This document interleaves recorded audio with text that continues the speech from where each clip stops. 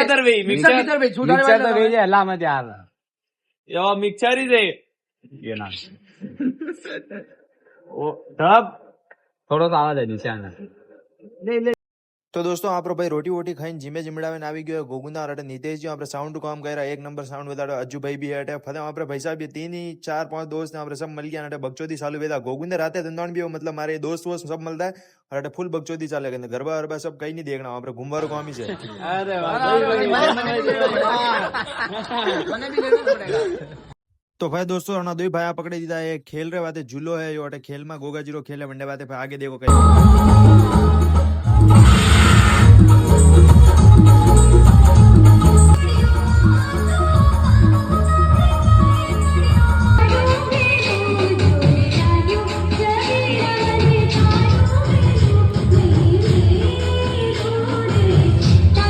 तो दोस्तों रात मोड़ा हुई खेल वेल देचा ने उठ्या हुआ सुबह 8 बजे ने आई गया खेते खेते घना दिन भी 2-3 महीना भी मक्की वाया गए थे तो आयो नहीं तो सीन वीन देख लो आज परीक्षा भी है तो घर निकल गयो मुझे स्कूटी लेने परीक्षा देवा बात डायरेक्ट कॉलेज आज दुकान भी नहीं दे सको भणनु ही थोड़ू कॉलेज आते अटे भाई साहब वहाँ पर सब दोस्त वोस्त सब मिल गया है सब वहाँ पर